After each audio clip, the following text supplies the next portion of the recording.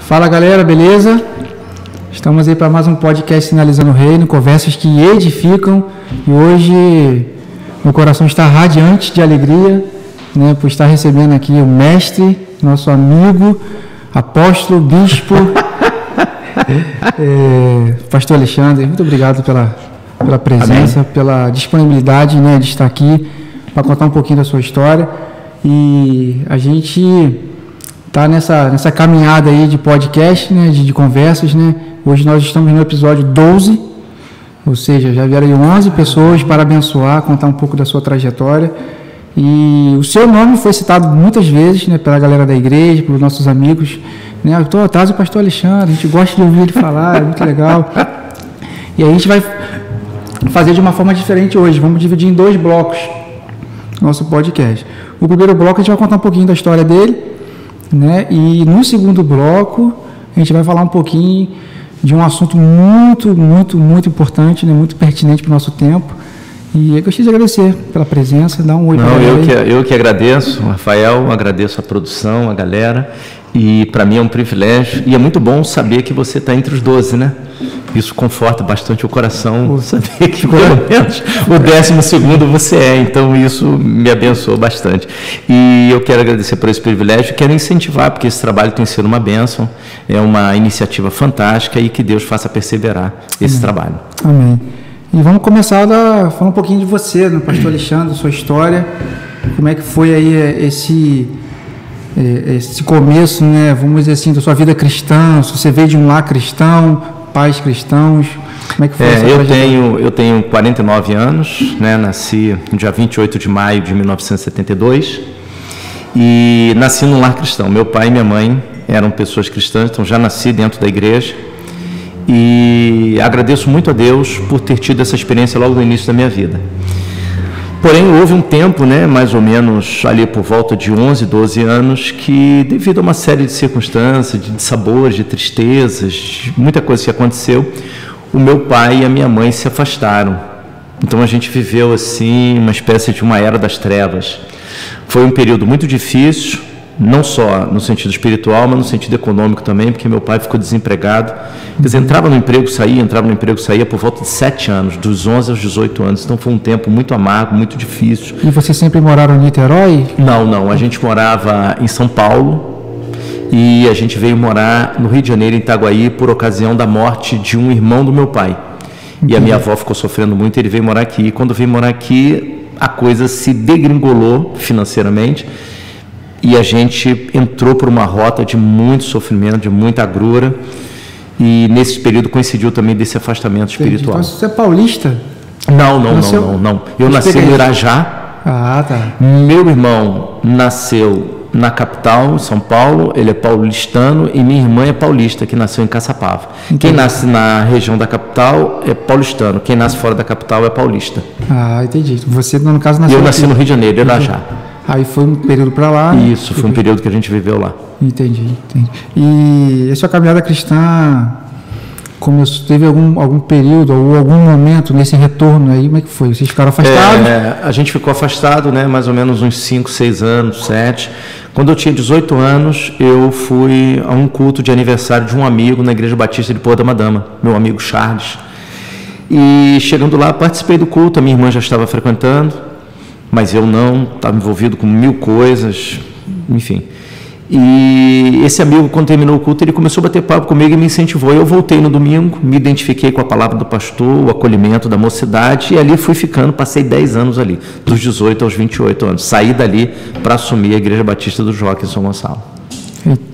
Então, nesse período aí você teve uma experiência. Foi um crescimento, assim, um desenvolvimento. O pastor me chamou para perto e trabalhou comigo durante 10 anos.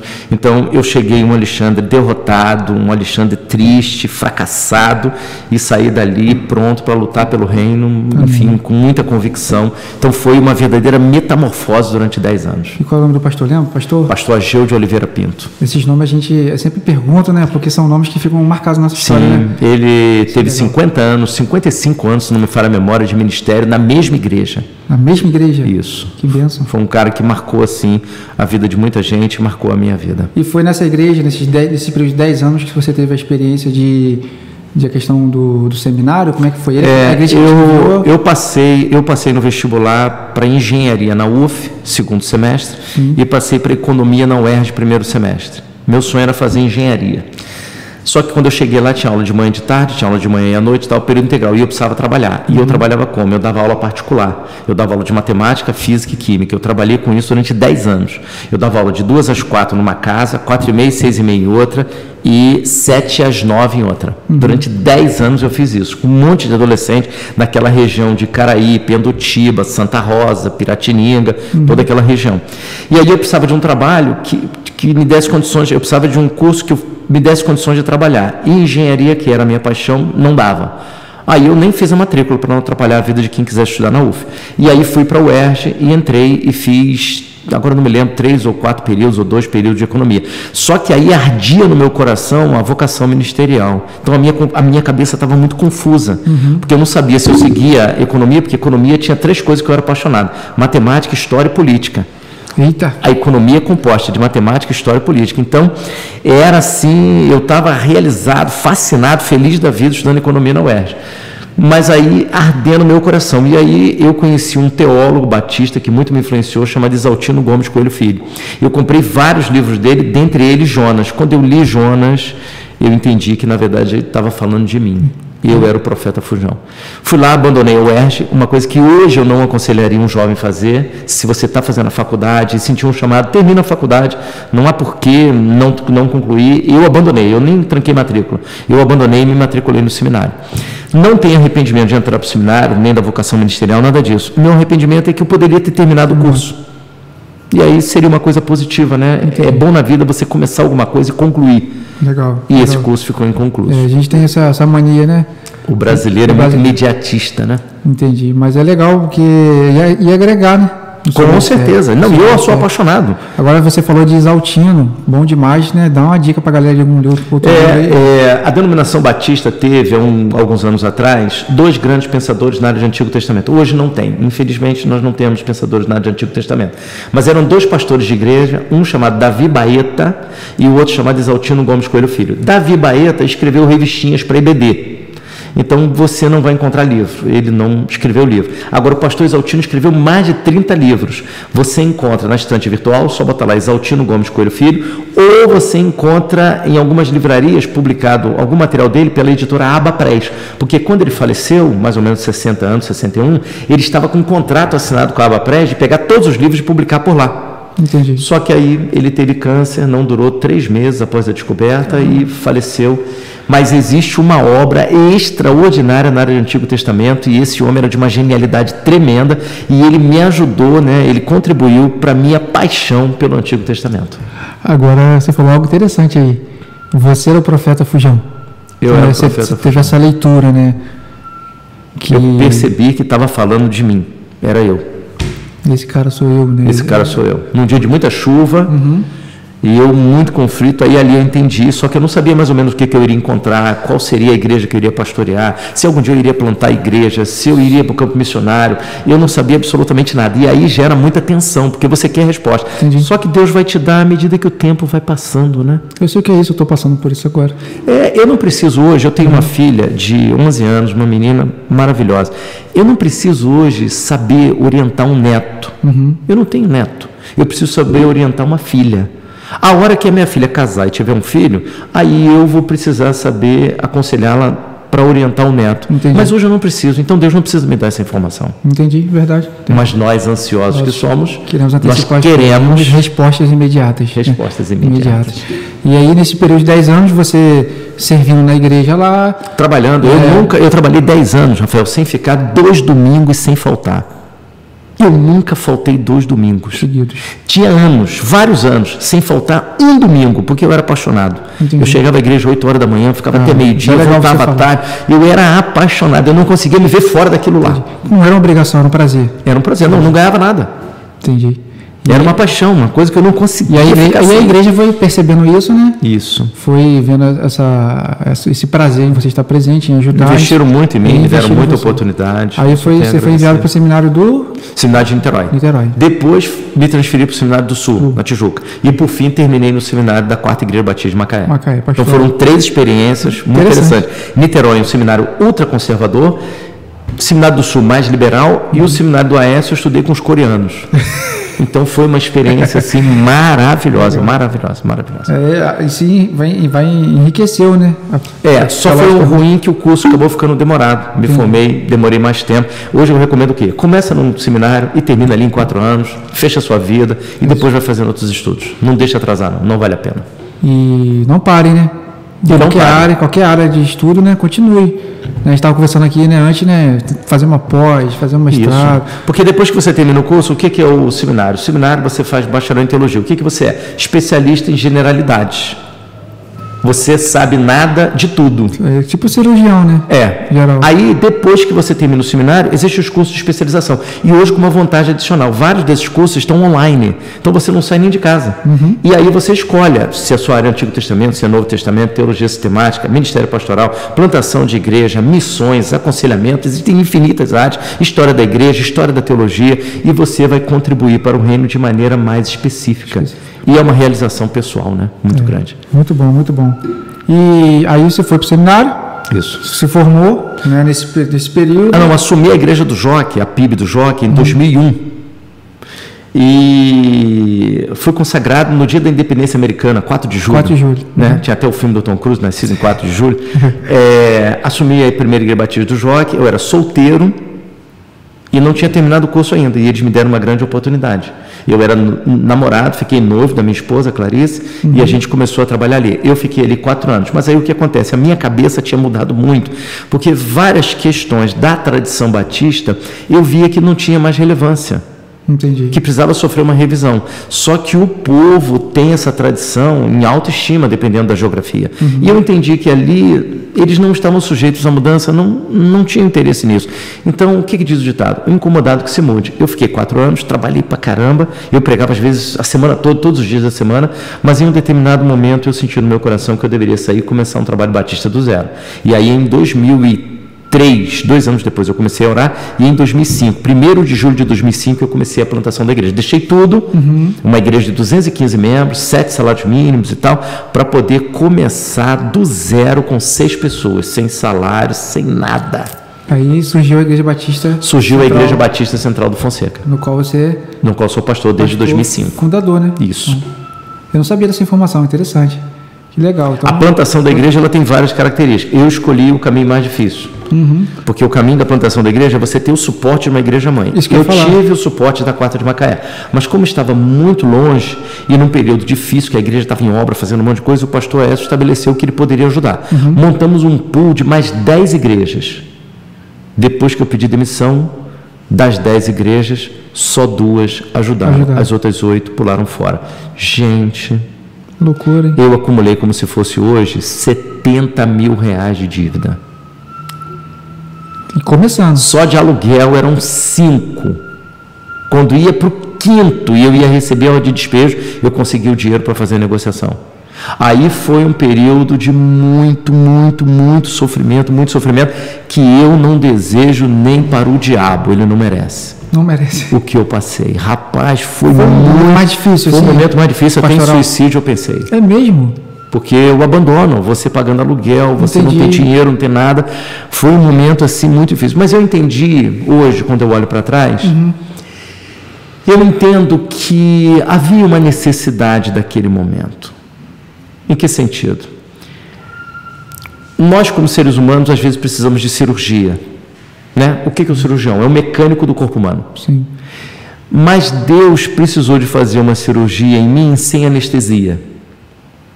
Por quê? O meu coração era um coração ainda de um seminarista, era um coração ainda de um jovem, não era um coração de pastor. Entendi. Essa cirurgia sem anestesia, eu costumo dizer que houve um transplante. Deus tirou o coração do seminarista e plantou o coração de pastor. Mas olha... Dolorido. Porque sem anestesia... Dolorido. É dolorido. Nem o diabo merece o que eu passei. A experiência, né? Você precisava passar por essa experiência para agregar na sua formação. Eu comecei a trocar o dia pela noite, eu tomava aspirina direto, um monte de comprimido, eu ficava acordado a noite toda, eu sentia sono durante o dia. Esse período eu tive palpitação, não, eu tive palpitação cardíaca, o telefone celular era cobrança o dia inteiro, rapaz, foi uma loucura. Eu não imaginei. Por quê? Porque eu combinei com a quarta igreja, o pastor Aécio, ele foi até o final, ele organizou a igreja, e mais 10 igrejas, e todos os pastores que eu fui, estava tudo certo. Depois, 2 entraram, os outros 8, um caiu o muro da igreja, o outro a igreja dividiu, o outro saiu da igreja, o outro pastor que assumiu não tinha esse compromisso. Enfim, 1000 fatores aconteceram, de tal forma que os 8, então, um combinado, como se fosse hoje, deveria vir de Macaé, um exemplo, R$5.000 de ajuda. Vinha 800. Entendi. E o meu aluguel 900, não pagava nem o aluguel. E aí, meu amigo... Não, são questões que mexem realmente com a estrutura. Eu não entendi nada, mas eu segui em frente, devendo aluguel do espaço, devendo aluguel de casa, sem comida em casa, rapaz, e eu pregando o evangelho todo domingo. Eu ia para lá, limpava o espaço todo. Mas a pergunta, o espaço que é o mesmo espaço? Não, um outro espaço. A gente mudou para um outro espaço. Entendi. Mas esse primeiro espaço, com tudo isso, eu chegava lá às 7 horas da manhã, lavava o espaço todo, porque ficava fechado a semana toda. Lavava o espaço todo, quando as pessoas chegavam, ele estava cheirosinho. E eu pregando sobre a graça, pregando sobre o poder de Deus e quase infartando de tanta dívida. Caramba. Meu amigo, foi uma loucura. Então, na verdade, hoje eu entendo que eu pregava para mim. Interessante. Eu precisava ouvir aquilo que eu estava pregando. Eu pregava para mim. Continue para dar um passo de fé, né? Porque eu não via solução, eu não via alternativa. Todas as portas que eu bati estão fechadas, todas. Em algum momento você pensou em desistir? Assim, eu acho que não foi um momento, eu acho que vários momentos. Só que alguma coisa não permitia. Alguma coisa não permitia. Quando eu ia desistir, alguma coisa acontecia que me fazia caminhar mais uma semana. Mas assim, eu não acho que plantação de igreja precise ser assim. Eu acho que o plantador passa por dificuldades. Sim. O plantador, ele deve ficar como pastor auxiliar numa igreja e deve fazer tudo. Ele deve liderar, ele deve dirigir ceia, dirigir assembleia, na igreja batista, fazer tudo, fazer batismo, para quando ele chegar lá ele ter algumas ideias. Mas ainda assim, a plantação é diferente da igreja, por N fatores. Entendi. Então, tem vários tipos de plantação. Por exemplo, você está aqui na Segunda Igreja Batista de Itaboraí. Sai um grupo daqui de 30 pessoas que querem plantar uma igreja lá. Jovens que foram liderados por você. Então, é diferente. Já nasceu uma igreja e você já é o pastor. Entendi. Agora, sai daqui um casal e vão chegar as pessoas de lá. Quando essas pessoas chegam, você ainda não é o pastor. Elas estão olhando para você. Mesmo que elas estejam ali 6 meses. O pé delas não está cimentado ali. E mais, chegam várias pessoas. Elas chegam... frustradas porque não realizaram o sonho delas em outras comunidades. Então, elas chegam ali para realizar. Então, uma quer construção, a outra quer missões, a outra quer estudo bíblico, a outra quer evangelismo. E você propõe, vamos fazer educação religiosa. Todos eles te abandonam, porque não é o projeto deles. Entendi. Então, a igreja, a plantação, ela sofre uma rotatividade até as pessoas se identificarem e se submeterem à proposta que você está apresentando. Interessante. Então a plantação tem 1000 peculiaridades, não tem nada a ver com uma igreja que já existe há 20 anos. Ela tem 1000 peculiaridades. Por mais que ela saia de uma igreja mãe. Isso. Você conta com as dificuldades iniciais, você não tem mão de obra, você não tem espaço, você não tem estrutura, você não tem instrumento, a não ser que você esteja plantando uma igreja. A igreja mãe seja muito grande, tenha 2.000 membros, e o pastor diz, olha, já separamos aqui R$100.000 para você começar lá. Entendi. E é diferente, vai fazer obra, vai comprar os instrumentos, vai fazer tudo. Mas não é essa a regra na tradição batista. Começar do zero. Agora, qual a diferença entre a igreja tradicional e entre a igreja? É a questão de você ver um filho nascer e você adotar com 18 anos. Entendi. Não tem nenhum problema com os pastores que nunca plantaram igreja e decidiram assumir uma igreja que já existe. Eu acho que cada um tem a sua vocação de Deus. Sim, claro. Essa experiência para mim foi fantástica e eu sempre digo, se a igreja lá me mandar embora, eu planto de novo. Nada contra a igreja que já existe, ter que me submeter à liderança, à visão, não, nenhum problema. Mas eu acho que a plantação de igreja é uma oportunidade nova naquele bairro, na comunidade, para as pessoas que chegam. É uma oportunidade nova para todo mundo recomeçar. Eu vejo também que é uma forma de expansão também do reino. Isso, sem dúvida alguma. Principalmente as igrejas tradicionais e é aquilo que você falou, a questão tem que ter a questão da ética também, né? Você vê uma localidade que necessita de uma igreja local, né? E você parte para lá. Então você falou que hoje você, se fosse mandado embora, plantaria de novo outra igreja. Mas já com essa não experiência. Começaria da mesma forma que antes. Isso é interessante. No início, na outra, eu fui muito passivo. E a plantação de igreja, ela exige que o plantador tenha uma característica, ele tem que ser proativo. Ele não pode esperar a coisa acontecer, ele tem que divulgar. Por exemplo, na minha época, quando eu plantei, eu não tinha acesso às redes sociais, a internet era recém-chegada. Eu comecei em 2005, a internet começa em 99, 2000, quer dizer, não tinha esse avanço que tem hoje. De lá para cá, muita coisa mudou. Então, você planta a igreja. Se você tiver uma equipe de 2, 3 pessoas que te ajudem no ambiente online, nossa, a sua igreja se torna conhecida, assim, de maneira muito rápida. Entendi. Então, você tem que ter proatividade, não tem para onde correr. Então, sua trajetória, né, toda sua vida cristã, e aí você tem essa experiência, né, na questão do profeta Jonas, e aí você fica numa igreja durante 10 anos, certo? E aí ali você tem um coração de seminarista. Isso. E aí Deus te dá a experiência de fazer um transplante, né, como você falou, um coração de pastor. Enquanto você não assume como titular, é muito provável que não haja um coração pastoral. Coração pastoral que eu estou falando na sua plenitude. Coração pastoral já tem, porque tem a vocação, então tem misericórdia. É um exercício mesmo na prática. Isso, mas o exercício vai ampliando a sua visão, vai te mostrando as suas características, qual é o forte do Rafael, o que é a veia do Rafael, qual é a identidade daquela igreja, o grupo que você vai atrair. Então, tudo isso só acontece quando você está na linha de frente. Enquanto você é auxiliar, não há tanta identificação dos que estão ali com você. Entendi, acho legal. Até para os pastores, né, os novos, os são seminaristas, né? E aqueles já foram consagrados há pouco tempo, né? Como a gente aqui na CIB, né? Eu, o Rogério e o Leandro. A gente passa por essas questões. Isso. Mas esse tempo que vocês estão vivendo aqui é importantíssimo.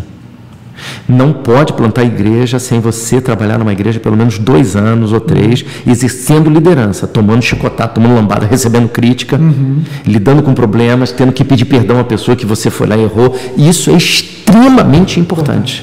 Por quê? Porque quando você planta, você tem que ter um pouco da experiência pastoral. Se você está zero, às vezes aquela pessoa não se entusiasma. Entendi. Porque vê que você está muito cru.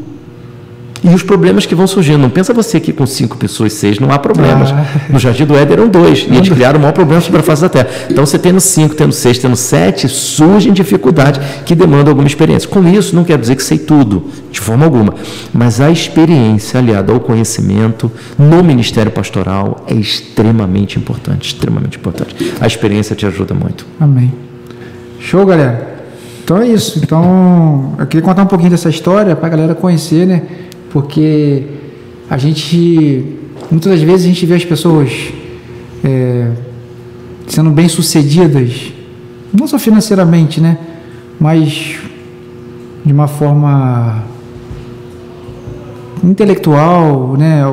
Alcançam alguns lugares e a gente fala assim, pô, cara, o pastor Alexandre é bom demais, fera demais, alcançou, Deus abençoou, mas a gente não para ouvir um pouco a trajetória, né?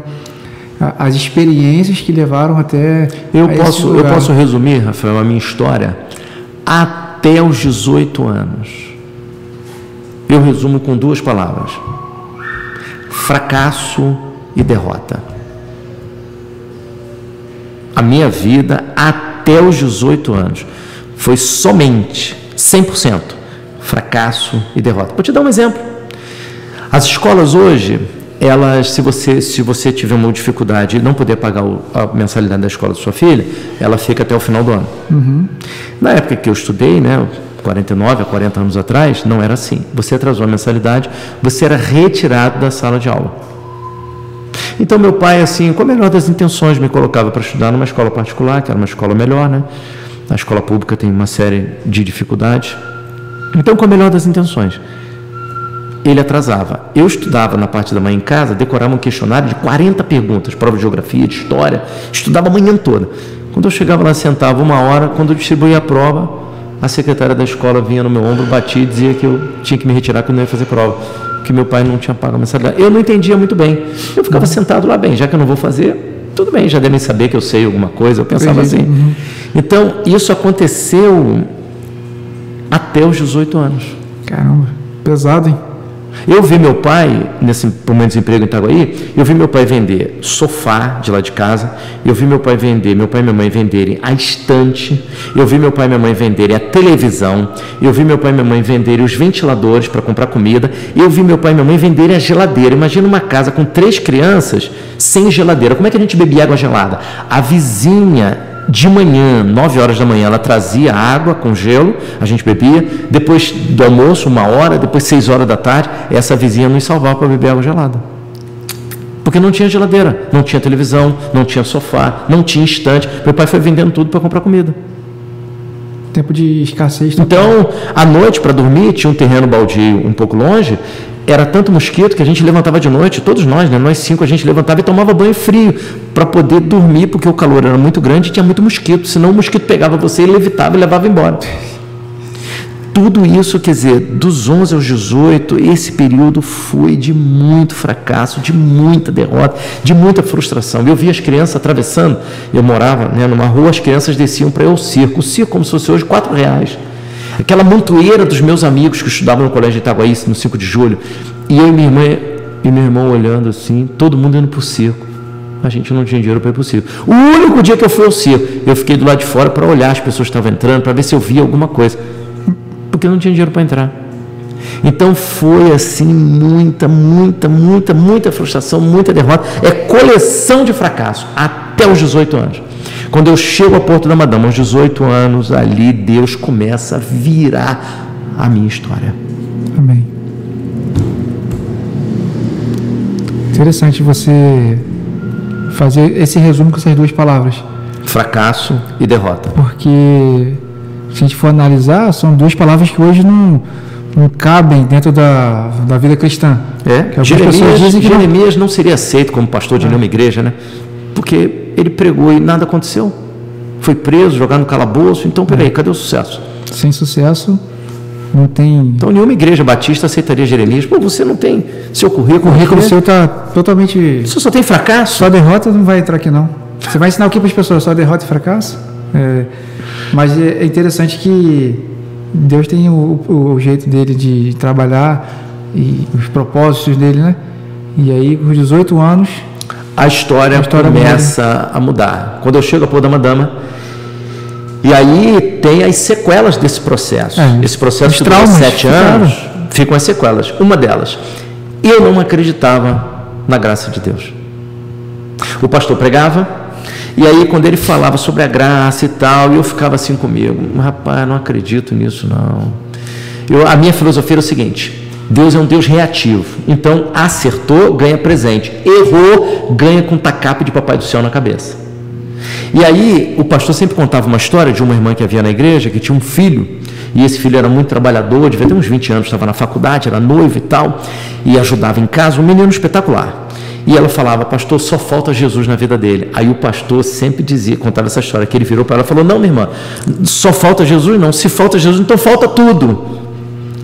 Eu, dentro de mim, e olha que eu já estava trabalhando na mocidade, e eu era líder, com 19 anos já era líder da mocidade, já cheguei trabalhando, ajudando. Eu, dentro de mim, eu não acreditava naquilo. Eu entendia que se uma pessoa ganhasse hoje 10 mil reais, ela poderia ser feliz sem Cristo.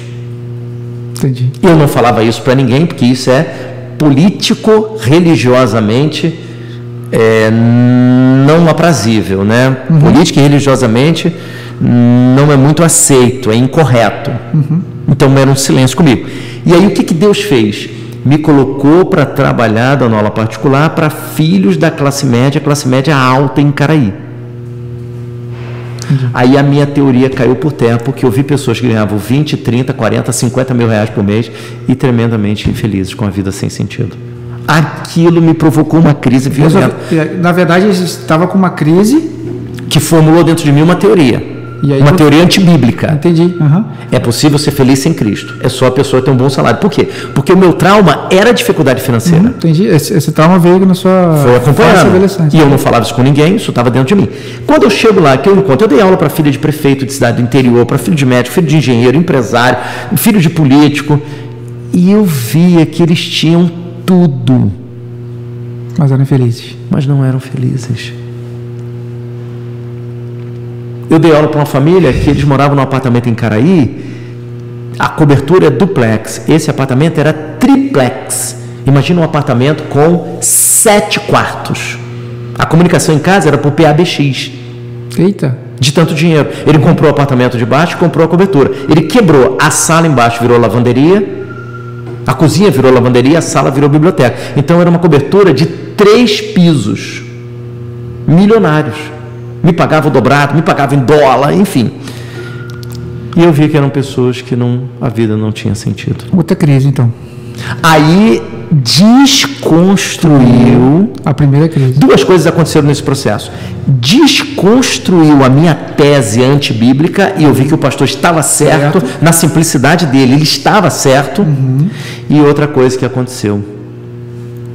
Como dos 11 aos 18 anos... o sofrimento foi muito intenso, muito intenso, muito intenso. Eu tive um hiato na minha vida que foi a ausência da adolescência. Então, as programações que tinham na Igreja Batista de Porto da Madama ligada aos adolescentes, eu nunca participava. Porque eu achava que eles riam demais.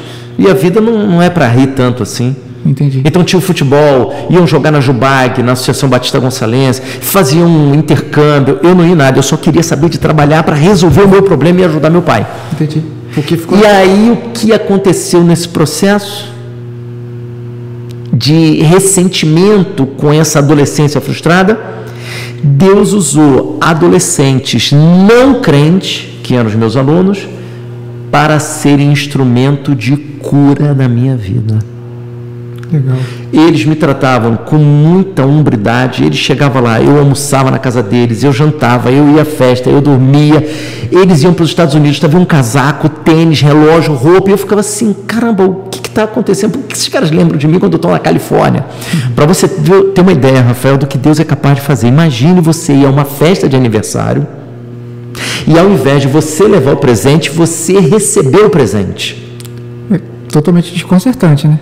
Não, você não viu nenhum caso, eu vou te apresentar agora a minha experiência. Eu tinha uma aluna que é minha amiga até hoje e ela faz aniversário no dia 27 de maio e eu faço aniversário no dia 28. Então eu sempre dava falava com ela, fulana, seu aniversário é dia 27, mas eu quero dizer para você o seguinte, que dia 27 é uma preparação para o dia 28. Ela, não, Alexandre, dia 28 é uma recuperação do dia 27. Então a gente fazia essa brincadeira. Quando ela fez aniversário num determinado ano, que caiu num sábado, ela me chamou, olha, vem à festa do meu aniversário. E rapaz, 18, 20 anos, você não tem noção desse negócio de presente, essas coisas. Minha mãe nunca falou nada disso, então, aí eu fui. Quando deu meia-noite, ela falou, Alexandre, minha mãe quer que você suba lá no apartamento, porque ela tem uma coisa para falar com você. Eu pensando que era para ajudar a carregar alguma coisa, a mãe dela era muito minha amiga e tal, pensei, vai precisar de carregar algum peso, alguma coisa que o pai não está podendo trazer. Quando eu cheguei lá, ela vem com um embrulho gigantesco, uma camisa linda. Eu falei, mas o que é isso? Ela, não, porque depois de meia-noite é o seu aniversário. Olha, rapaz, eu não sabia onde enfiar a cara, porque assim, eu não levei nada para ela, e a mãe dela. E outra coisa, Alexandre, nós vamos descer agora e vamos cantar os parabéns. Eu quero que você esteja lá na frente com a Manuela, que todos aqui vão cantar parabéns para vocês dois. Rapaz, graça, eu não entendi nada. Por quê? Eu não era socioeconomicamente semelhante a eles. Sim. Né? Essa família morava na Erotide de Oliveira, uma das melhores ruas de Caraí, uma rua toda arborizada, que as árvores se encontram, então não tem sol na rua, é uma rua extraordinária. E eu tenho um pé na senzala, todo mundo branco, louro. Eu falei, cara... E aí eu fui lá para frente, muito sem graça, não conhecia ninguém, e todo mundo cantando parabéns, Manuela, Alexandre. caramba, aí eu ia para casa em crise, porque eu não conseguia encontrar razões pelas quais Deus fizesse aquilo comigo, e muita coisa aconteceu, presente, festa, um monte de coisa, e aquilo foi fazendo com que eu, através da adolescência deles, eu revivesse a minha, dada a intensidade da relação. Entendi. Não eram cristãos. Não eram cristãos. Eu só dei aula para uma família cristã no 10º ano, no finalzinho, quando eu estava terminando. Tirando isso, todas as famílias. Tinha vários alunos que eu dei aula que nunca tinham pisado numa igreja, nem católica.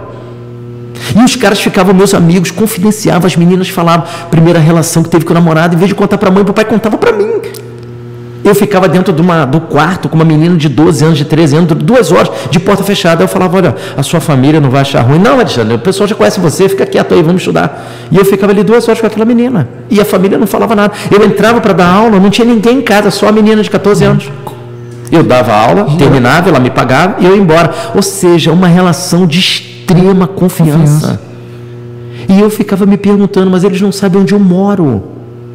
Eles não sabem a minha origem, a minha história. Seu passado. Não sabem quem é meu irmão, minha irmã, meu pai, não sabem as coisas que eu já fiz, de certo ou errado. Mas foi assim uma coisa impressionante. Foi impressionante. Foi impressionante. Foi uma experiência, sim, que foi um divisor de águas e uma recuperação na minha história. Aí aconteceu, aí eu me apaixonei por adolescente. Hoje é um ministério na igreja que eu mais trabalho, que eu mais me dedico, que eu mais enfrento, porque eu sei que é uma fase extremamente importante da vida adulta.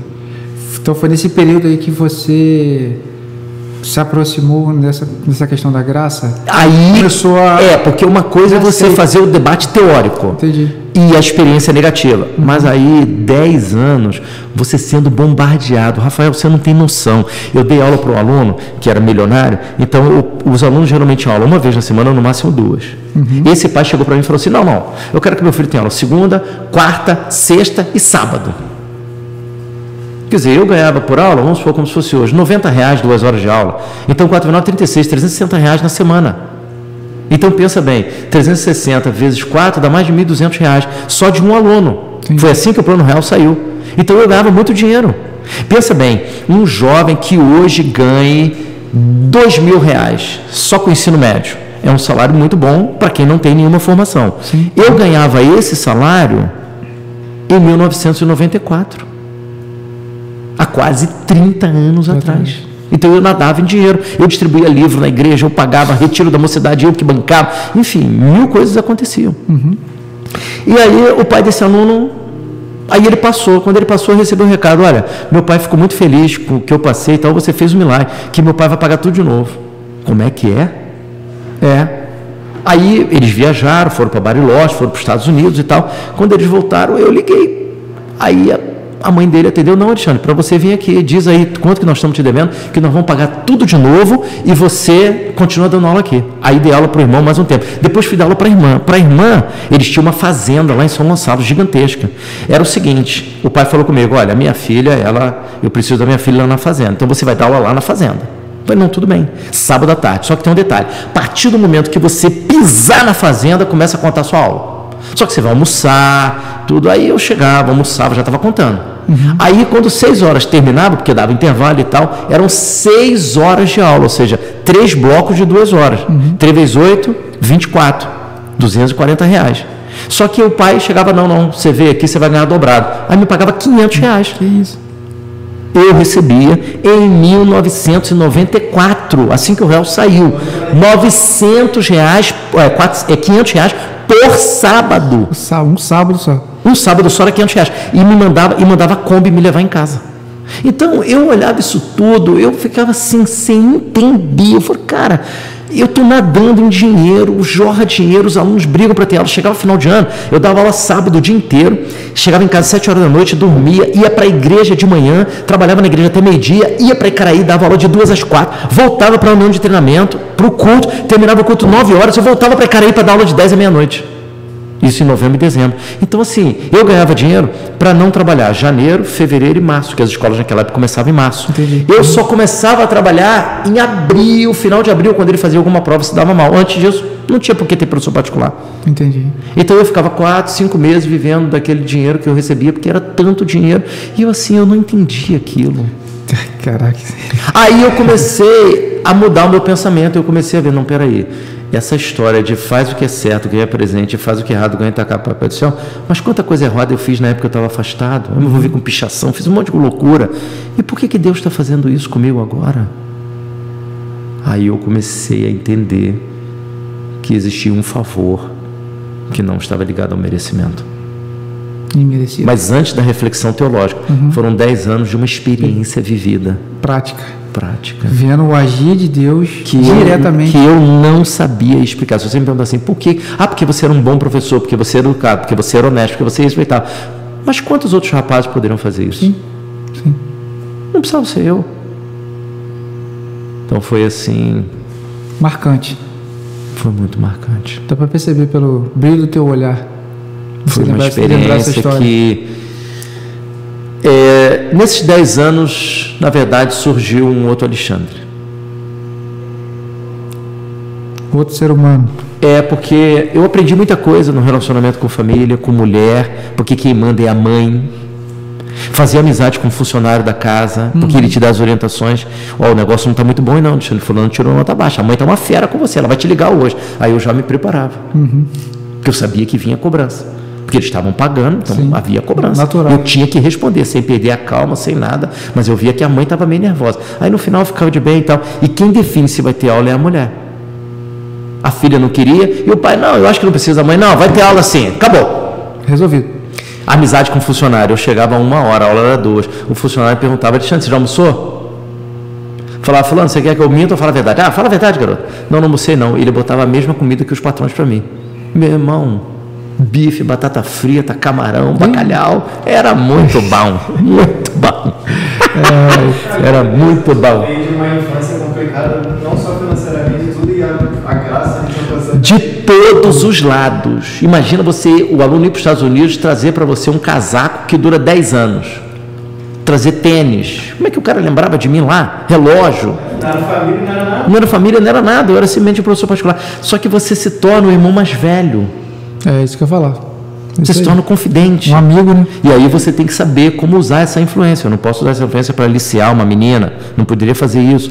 Para manter-me como uma muleta. Não. Entendi. Eu fazia o cara crescer. Entendi. Porque a propaganda é o aluno bem-sucedido, não é a muleta. Entendi. Dependência, totalmente dependente. Não, eu queria que o cara avançasse. Apareceu depois mais 3, mais 4. Porque ele se deu bem. Mas tinha muita coisa, por exemplo, Operação Neurônio. Operação Neurônio, 3 irmãos, 3 primos que moravam no mesmo prédio em Caraí. O que eu fazia? Eu dormia num dos apartamentos deles, em um deles. A gente acordava 3 horas da manhã. Era Operação Neurônio. A gente estudava de 3h30 até 6h30. 6h30 eles tomavam café da manhã e faziam a prova, tirava 10. Quer dizer, eu não sei se isso é muito lícito, porque o que eu fazia? Eu fazia um tratamento de choque com o cara. Depois da prova eu não sabia mais nada, mas eles queriam. E os pais pagavam o quê? Os pais pagavam 3 horas de aula de cada um. Eu dava as 3 horas e recebia 9. Entendi.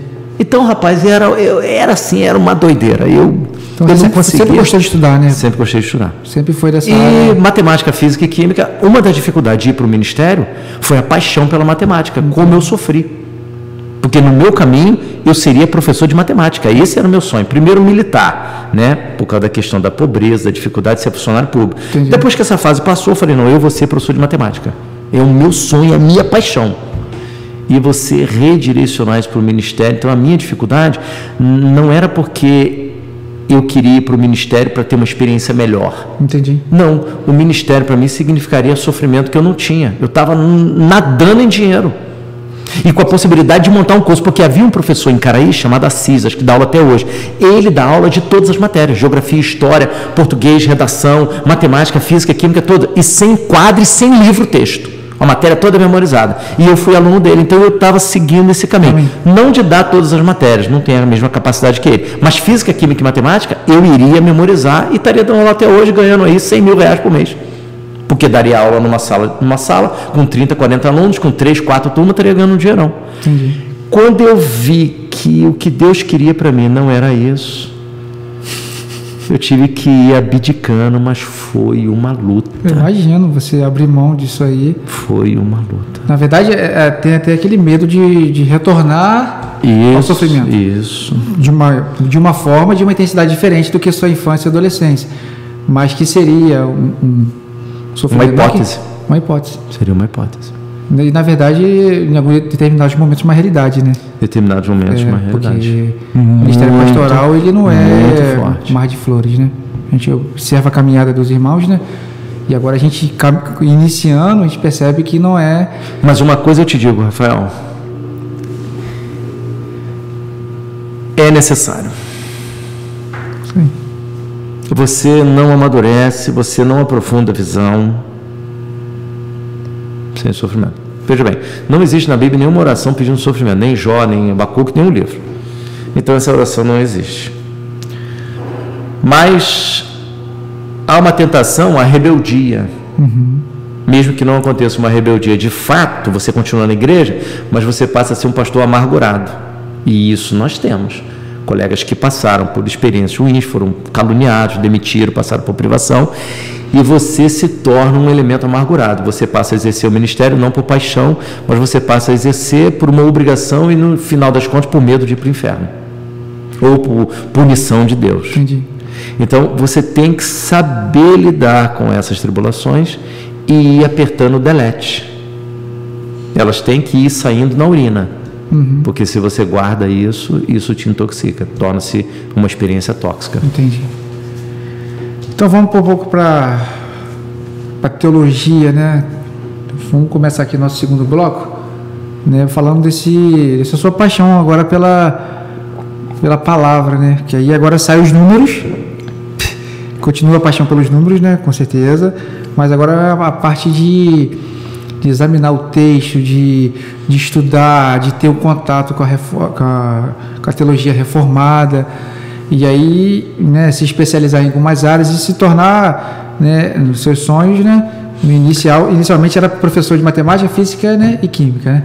Mas olha só, tem um detalhe.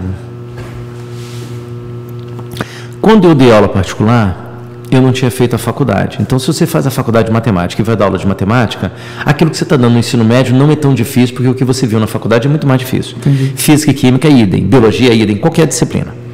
Mas quando você se arvora a ser um professor do ensino médio, na época era segundo grau, agora é ensino médio, sem você ter feito uma faculdade, você esbarra algumas questões, algumas dificuldades para você explicar, porque você não tem um conteúdo do terceiro grau.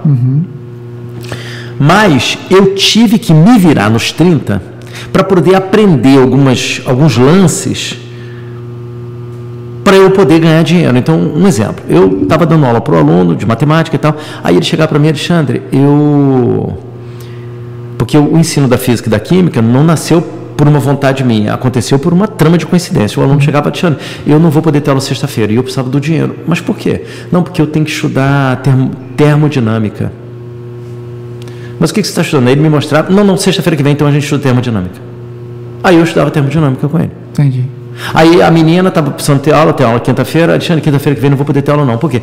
Eu vou ter prova de tabela periódica na sexta-feira. Não, tudo bem, a gente estuda tabela periódica. Aí quando eu vi, eu estava dominando o material de química e física também, mas por essa incidência dessa pressão. Entendi. Agora, outra coisa. Para a teologia, o que aconteceu? Eu desenvolvi durante 10 anos, forçado, uma capacidade de aprender sozinho, uma lógica. E hoje eu jogo isso para a teologia. Então, não que eu não precise dos mestres, nem dos professores, não é isso não. Mas eu aprendo muita coisa sozinho como fruto dessa experiência. E mais, a lógica matemática está nos evangelhos sinóticos. Quando você faz as comparações, que você vê o percentual de um versículo que está no outro e tal, a lógica matemática entra. Quer dizer, não é uma exigência para o exegeta, mas se você tem, te ajuda muito. Aí eu percebo quanto de um texto está no outro. Então, tudo isso que eu estudei, o conteúdo mudou, mas a forma continua sendo utilizada. A aplicação. Isso. Entendi. Isso é muito interessante. Nenhuma experiência pode ser jogada fora. É muito interessante. Toda experiência, ela pode, em algum momento, você vai utilizar ela para alguma... Eu comprei vários livros de economia, estou estudando economia. Eu comprei vários livros de ciência política, estou estudando. Por quê? Porque lá eu aprendi a jogar com as questões, eu não sabia a resposta, eu ia num livro, pesquisava, eu fiz isso durante 10 anos. Então você aprende a mecânica da coisa. Você só transferiu isso agora... Só transferi para um outro tipo de conhecimento, para uma outra arena intelectual. Entendi. E como é que foi esse período seu de contato com a teologia, primeiro acadêmica, né? Não, primeiro a teologia da igreja local. Isso. E aí... Que me abençoou muito e tal, mas eu tinha muita dúvida.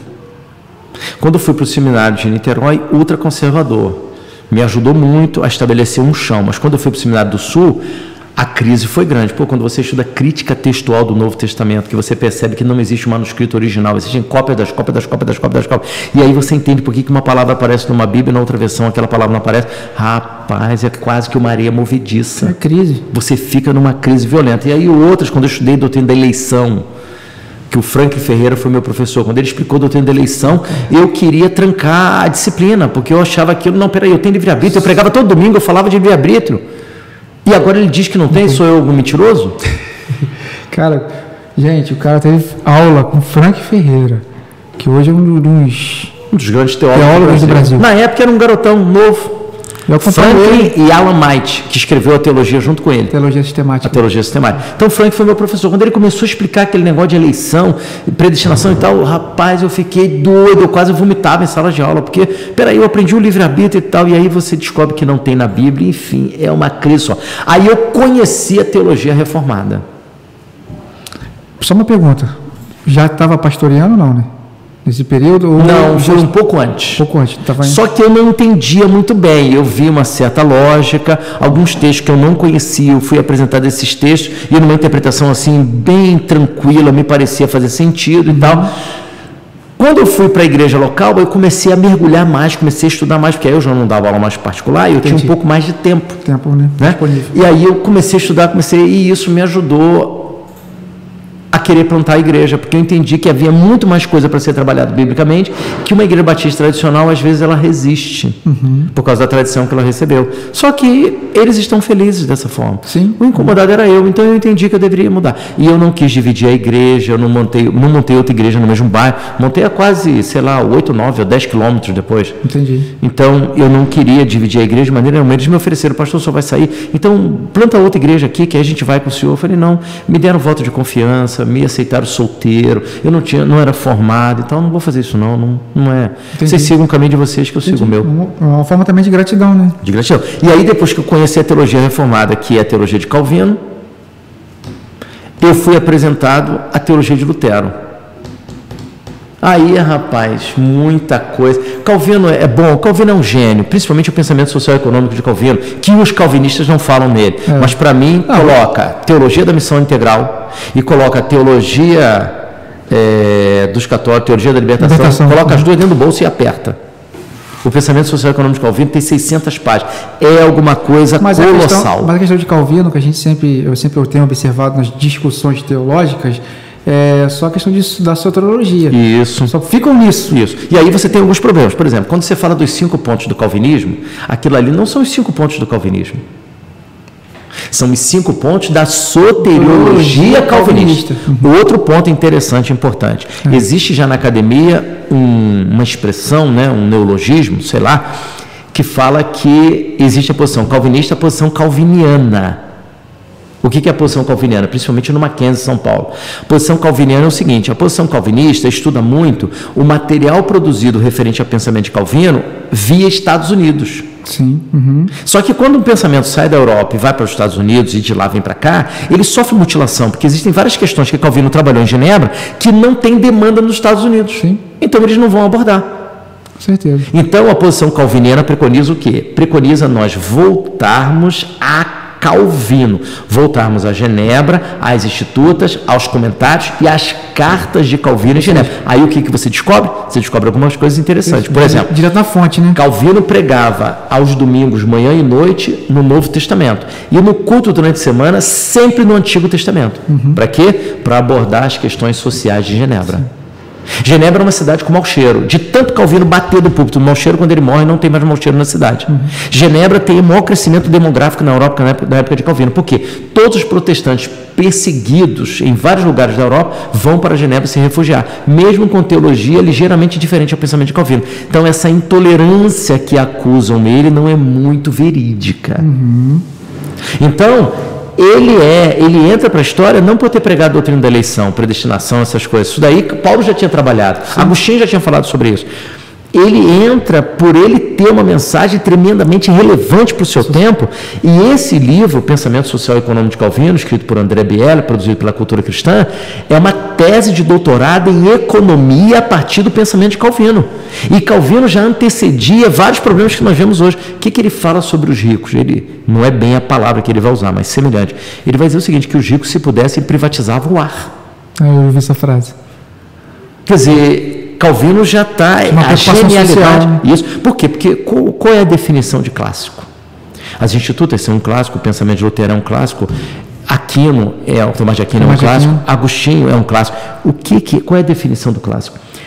O clássico nunca termina de falar o que se propõe a dizer. Então, as confissões foram escritas no IV século da Igreja Cristã. Nós já estamos no 21º. E fazem sentido. Porque o clássico nunca termina de falar o que se propõe a dizer. Você não esgota. E tem uma observação importante aí, para a gente fechar Calvino, porque a gente vai entrar para Lutero, naquela frase, sem Lutero não há salvação, né? Provocativo. O ouvinte vai dizer que é isso. Que heresia é isso. Mas eu estava lendo um pouquinho da biografia de Calvino, tem um livro da editora Fiel, com vários... E que eu achei muito interessante, porque ele era um pastor. Isso, casou com uma mulher com vários filhos. Então, assim, pastorou a igreja há 22 anos, recebeu o salário da igreja. Por ser pastor, eu comecei a olhar ele de uma forma diferente. Porque aí eu olhei assim, a preocupação dele com as escrituras, com a responsabilidade de ser um pregador. Ele era um pregador de forma expositiva. Isso. E incansável. Porque quando sai de Genebra, ele termina num texto. E quando ele volta, ele vai no verso seguinte. Eu falei, como assim? E aí o que me deixou mais assim, maravilhado com a história dele, com a biografia dele, um período de já que ele estava bem doente, já acamado, mas ele não deixava de pregar, que as pessoas levavam ele de maca para a igreja para ir pregar. Porque ele queria continuar o versículo da anterior, né, o versículo seguinte. Então, essa paixão pela pregação, para a exposição das Escrituras. Então, por isso que a gente tem que ter cuidado quando a gente define um pensamento, uma pessoa em uma... É uma posição muito reducionista, isso, né? Você reduziu um gigante a um ponto do pensamento dele. E quando você lê Agostinho, Calvino, Tomás de Aquino, Lutero, o que acontece? Você está lendo gigantes. Quando você senta nos ombros de um gigante, você enxerga o mundo melhor. Verdade.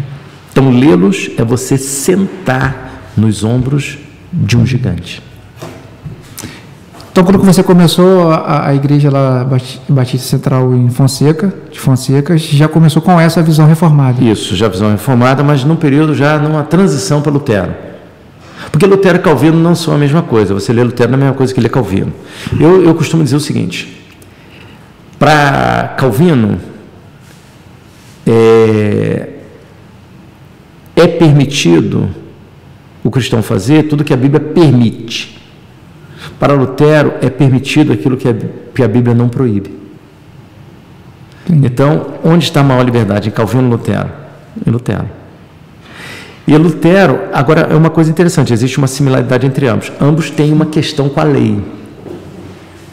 Lutero, uma frustração, porque havia um sentimento de culpa muito grande até ele ler Romanos e entender que a salvação era pela graça, que aquela justiça de Romanos ali é passiva, não é ativa, não é o que ele faz, é o que ele sofre a ação da justiça de Cristo, que foi praticada na cruz do Calvário. Mas Calvino era um jurista, então vai haver uma ênfase sobre a lei diferente entre ambos, só que hoje eu digo para você com muita tranquilidade, que eu comecei estudando a lei e graça em Calvino, depois em Lutero, hoje eu não fecho com nenhum dos dois. Eu acho que exegeticamente há uma terceira via. Vou aproveitar, né, que está todo mundo falando de terceira via. Há uma terceira via nessa questão do estudo da lei e da graça. Pode dizer que é?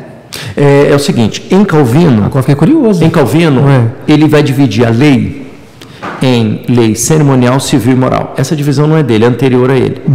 Mas essa divisão não está no cânon. Não tem na Bíblia, é uma divisão artificial. E aí, vamos lá, ficou a lei moral, essa continua válida. A lei civil é para o Estado judeu. Como nós não estamos no Estado judeu, aqui vale a Constituição da República Federativa do Brasil, a Constituição Estadual e a lei orgânica do município de Itaboraí. Tudo bem. Ficou valendo, então, a lei moral. A lei civil e a lei cerimonial também não é mais válida, porque Hebreus mostra que o sacrifício de Levítico expirou, tinha prazo de validade. Então, você fica com a lei moral. Esquece a lei civil, esquece a lei cerimonial. Tem um grupo chamado teonomistas que gostariam de ver a lei civil de Israel voltar a reinar no mundo. Mas é um grupo muito isolado, isso nunca vai acontecer. Lutero já vai dizer o seguinte, aquela lei foi dada a Moisés. E eu concordo com ele. Aquilo foi dado a Moisés, foi dado a Israel. O povo saiu do Egito, precisava de uma constituição. Então tem ali um tratamento espiritual, porque é uma teocracia, mas tem também uma legislação para eles viverem em sociedade. Como é que fica os pagamentos, como é que fica a compra, terreno. Eles precisavam de uma legislação. Né? 1.600.000 pessoas, alguns acreditam. Só que hoje, estudando, né, a exegese de lá para cá, ela avançou. Né? Calvino e Lutero escreveram no século XVI. De lá para cá, quase 5 séculos. Então, a coisa avançou. Nesse avanço, tem hoje uma posição chamada posição paradigmática. O que é a posição paradigmática? É um estudioso chamado Christopher Wright. Ele tem um livro em português, está esgotado, mas você encontra no sebo, Povo, Terra e Deus. Esse livro é sobre a ética veterotestamentária. E ele mostra a relevância da ética do Antigo Testamento. E aí ele vai propor a posição paradigmática, porque ele vai pegar Deuteronômio capítulo 4 e vai mostrar que existe uma palavra de Deus ao povo dizendo o seguinte, que as outras nações deveriam olhar para Israel, olhar para os estatutos, para os tratados, tudo que Israel tinha, e deveriam admirar Israel. Então, esse autor, Christopher Wright, né, resumindo a proposta dele, ele diz o seguinte, nós não somos hebreus, então aquilo ali não é para nós. Nós estamos na mesma condição dos outros povos ao redor de Israel. Nós devemos ler aquilo ali com admiração, com percepção de inteligência, de sabedoria, de uma lei tremendamente avançada para a sua época. Então, a posição paradigmática diz o seguinte, a lei ela é circunstancial, ela está tentando responder uma demanda na sociedade. Uma lei pode mudar e o princípio que subjaz a lei, que está por trás da lei, se mantém o mesmo. Entendi. Um exemplo, a essência, as 6 cidades de refúgio. Por quê? Acontecia uma morte e para que o indivíduo que estava envolvido nessa morte não fosse atingido pelo vingador de sangue, as condições dessa morte deveriam ser investigadas para saber se ele era culpado. Então ele saía e fugia para uma das 6 cidades de refúgio. Onde tem cidade de refúgio hoje? Entendi. Onde tem bairro de refúgio, casa de refúgio? Não existe mais. Isso era da legislação de Israel. Mas o princípio é o direito à ampla defesa. Entendi. Então, continua. Eu não fico com a lei, mas eu fico com o princípio que subjaz a lei, porque a lei ela é circunstancial, ela é temporária, ela está circunscrita a uma geografia. Agora, qual princípio que é expresso através dessa lei? É o princípio que vai ultrapassar a circunstância e o tempo. Então, nesse estudo desse livro, ele ensina a usar especialmente a lei civil. Eu estou pesquisando mais, porque a lei cerimonial também tem, só que eu não avancei tanto, eu avancei mais na lei civil. Rapaz, quanta coisa você percebe do cuidado de Deus pelo povo, pelo estrangeiro, pelos pobres, da ética social de Deuteronômio, que aparece em Levítico, que aparece em Números. Entendi, verdade. Então você consegue pregar aquilo ali com total relevância, sem usar a lei, mas o princípio que subjaz a lei. Sendo que nessa exegese, só para concluir, você vai ter sempre o aspecto do estranhamento. O que é o estranhamento? Você tem que ir àquele momento, século XV a.C. E entender toda a problemática que aquela situação está abordando, para depois você trazer para cá. Você não pode fazer isso antes. Entendi. Então tem o aspecto do estranhamento, que é a exegese. Você ir naquele mundo e depois fazer a ponte, que é a hermenêutica. Pegou aí, produção? Homem fera demais. Uma máquina. Então, fera que mordeu 4. Aqui. Voltando um pouquinho para Lutero e Calvino, para a gente poder resolver essa situação aí, porque eles não são da mesma época, correto? Calvino leu Lutero. Lutero não leu Calvino. Sim, acho que é 26 anos de diferença no ano de idade. Eu não me lembro exatamente, mas tem uma diferença. É uma diferença de idade.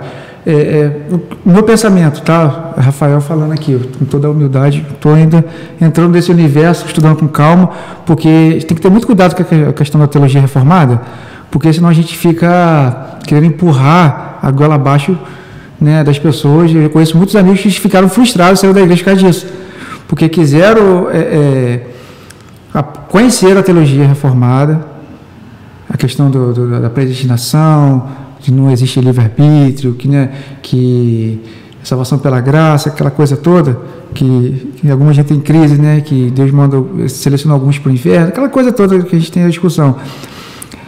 E meu pensamento é o seguinte, os dois, eles se completam, porque Lutero ele dá o início. Isso, ele é o rompimento. Ele é o rompimento, né, não era interesse dele montar a igreja evangélica. Não, ele para na porta. Ele teve uma crise que queria reforma mesmo. Isso. Mas a intolerância do Papa, a incompreensão do Papa com o que estava sendo dito, o Papa exclui ele e ele exclui o Papa. Ele queima a bula papal e aí... É que eu estou falando isso porque a gente está fazendo aí o mês da reforma, né? Isso. Agora, né, em outubro. E aí, eu estou até com a camisa aqui hoje homenageando a frase aqui, porque Eclesia Reformata, retorno para as Escrituras. Essa era a proposta de Lutero. Vamos retornar para o que diz as Escrituras, quando ele teve, né, essa crise lá em Romanos, né? E aí Calvino depois vem e organiza, sistematiza, coloca na forma sistemática, né, esse pensamento, e dali é a base que a gente tem. Isso. O pensamento de Calvino acabou se tornando mais conhecido porque ele escreveu as Institutas em latim e francês. Lutero escreveu em alemão, que eram os textos populares, também escreveu em latim os textos acadêmicos. Mas ele não escreveu uma sistematização. Então... Ficou solto, um pouco solto. Ficou solto. Então, são vários volumes. Só para você ter uma ideia, a produção de Lutero em alemão, se eu não me engano, eu tinha esse número, eu acho que são 50 mil páginas, 40 mil páginas. Eita, muita coisa. É muita coisa, são 100 volumes. Eu tinha esse número exato, agora não estou me lembrando. Então, ele escreveu muito, porque era agora, veja bem, estamos num mundo sem computador, hein? É isso que eu estou falando, a escrita está surgindo ali, quer dizer, o cara com uma capacidade fora do comum. Como é que pode o cara produzir tantos volumes num tempo que não tem máquina de escrever? Né? E nem terceirizando, né? Isso, nem terceirizando. Na verdade, Lutero entregava um livro, 5 gráficas trabalhavam com um livro de Lutero, vendia tudo em 7 dias, dada a avidez do povo. Então, Calvino vai ler Lutero, tem uma carta de Calvino a Lutero, mas não tem a resposta de Lutero. Você acha na internet a carta que Calvino enviou a Lutero. Então, eles são, pode dizer assim, complementares. A verdade é a seguinte, a ênfase de Calvino, a glória de Deus. A ênfase de Lutero, a graça. Então, Lutero leva a graça às últimas consequências. Amém. Tem um dos personagens na história, eu não me lembro agora o nome, que vai falar alguma coisa sobre pecado para Lutero. Lutero vai escrever o Pecca Fortiter, que é um negócio famoso dele. Fulano de tal, se você for pecar, peque audaciosamente. Porque Deus não salva falsos pecadores. Deus salva verdadeiros pecadores. Olha só, rapaz, como é que o cara diz isso em 1500? 1500. A percepção... Quando ele prega sobre Oséias, ele vai chamar a putinha de Oséias. Como é que o cara fala isso, rapaz, no século XVI? Então, ele foi uma hecatombe, ele foi uma divisão, um negócio. Calvino já chega para ajustar a coisa, o movimento já aconteceu. Sim. Precisamos agora de doutrinar o movimento. O movimento precisa ter uma coluna vertebral. Uma organização. Isso, então Calvino vai fazer isso.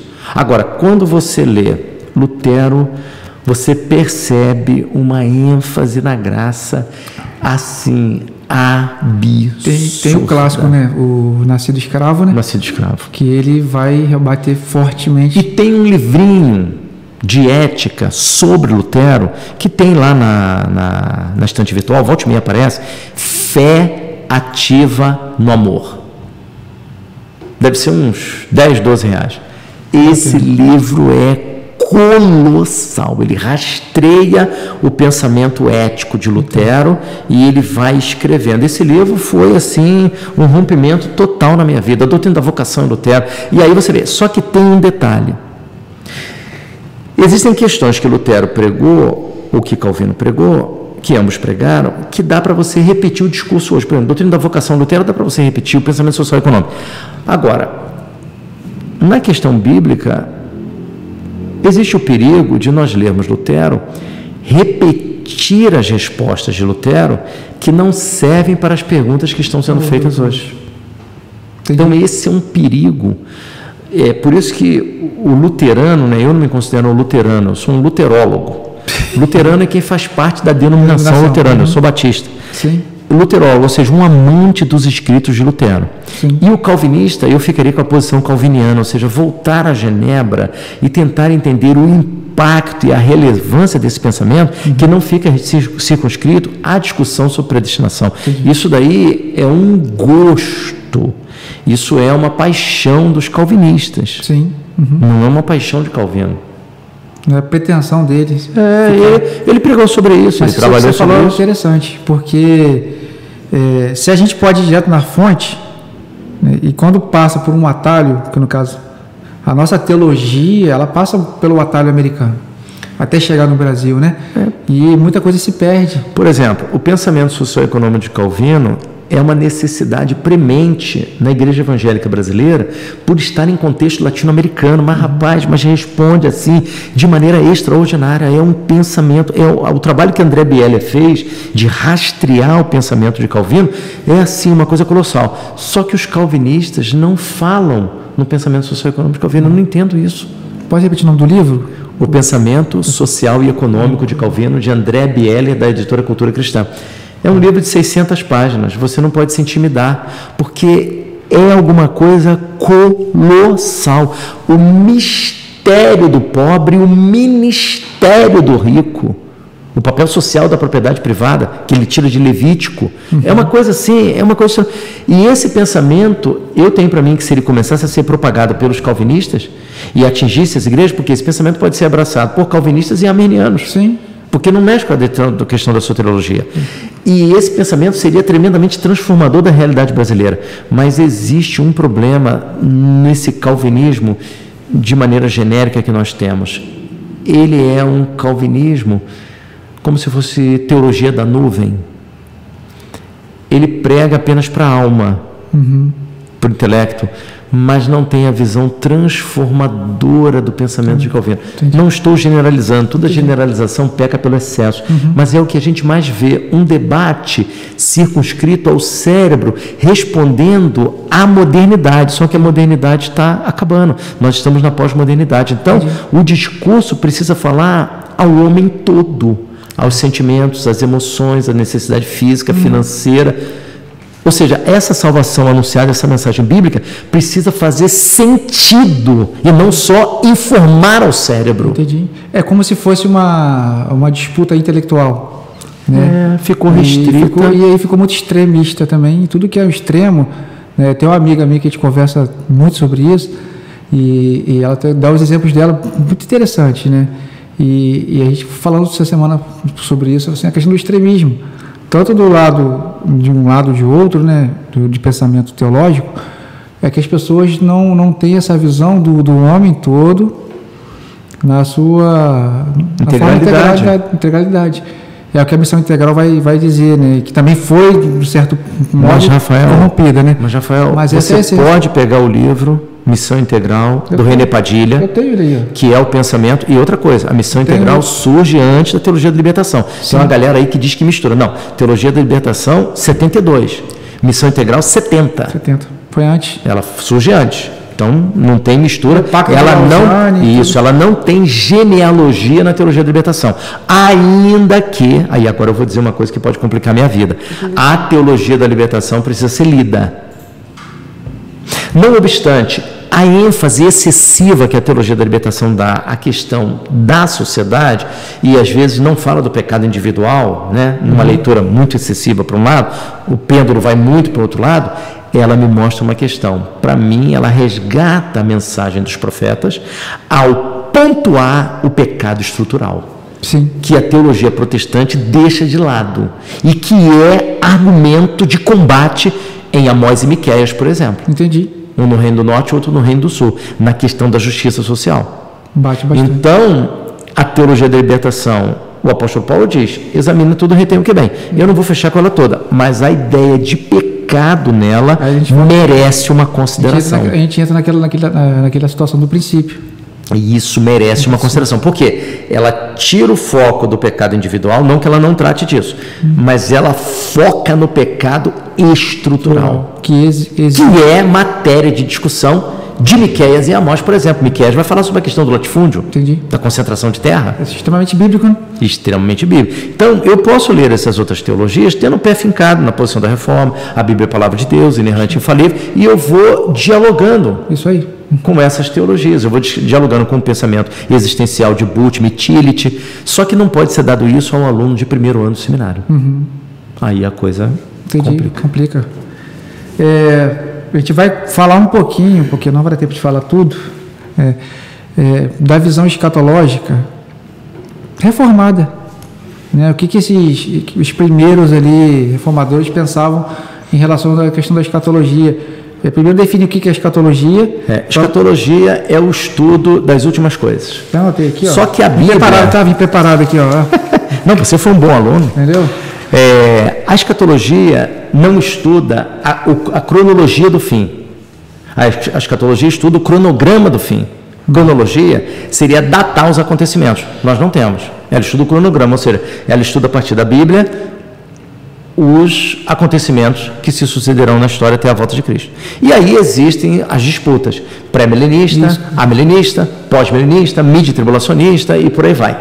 A escatologia, eu fui pré-milenista, roxo, porque a escatologia é hollywoodiana. Jesus vem, sobe, desce o milênio, os 144 mil judeus evangelistas, virgem, e a igreja é arrebatada, e o avião que tem um piloto crente fica desgovernado. Então, essa escatologia é hollywoodiana, faz sucesso. E eu fiquei tão doido com isso, que eu entrei num ônibus aqui no Rio e desci em Buenos Aires para comprar livro de escatologia pré-milenista. É mesmo? Cheguei lá 8 horas da manhã, fui à Avenida Rivadavia, comprei o material de escatologia, 8 horas da noite eu entrei num ônibus e vim embora. Eu fiquei lá 12 horas, só para comprar, porque eu era doido. Tinha um grande pastor na denominação, o pastor Nilson do Amaral Fanini, que era pré-milenista, tinha a Bíblia anotada, que era pré-milenista, Scofield pré-milenista. Então, a única coisa que eu conheço é pré-milenismo. Quando eu voltei, que eu estou na JUERP, vibrando com o pré-milenismo, um pastor chega para mim e fala assim, rapaz, você está fazendo um estudo muito bom, mas você está analisando um lado da questão, você tem que analisar o outro. Como assim? Olha aqueles 2 livros ali. A Vida no Além, de Ray Summers, é um livro da JUERP. E o pré-milenismo dispensacionalista à luz do amilenismo, um livro de 96 páginas. Compra aqueles 2 livros. O Ray Summers foi R$5 na época e esse outro foi R$2. Rapaz, quando eu li aquilo, os caras detonaram o pré-milenismo. E eu falei, sabe da maior? E eu cheguei à seguinte conclusão: não há conclusão. Eu só tenho uma certeza. Isso que eu ia falar aqui. A dúvida. Eu ia falar aqui o seguinte: sabemos que dentro do estudo escatológico existem muitas linhas, né? Você já falou algumas aí, de pensamentos e interpretações, porque dá margem para isso, né? Isso. Mas eu gostaria que você falasse o que é essencial. Isso. Não, vou chegar lá. Não, vou chegar lá. Aí eu peguei os livros de pré-milenismo, peguei esse hoje amilenismo, que eu havia lido, e eu cheguei à conclusão que não há conclusão. Peguei, joguei tudo dentro de um saco, falei, nunca mais eu quero mexer com esse troço. Eu decidi, escatologia não é para mim. E abandonei. Não queria saber disso, os textos escatológicos eu perdi interesse. Eu falei, Senhor, o Senhor colocou na Bíblia, mas não dá para entender. Então, se o Senhor colocou um negócio fechado, não dá para entender, então eu desisto. Aí fui estudar no Seminário do Sul. Estou estudando lá e tal. Aí fiz amizade com um camarada que tinha filho, a igreja ajudava ele morava lá e tal.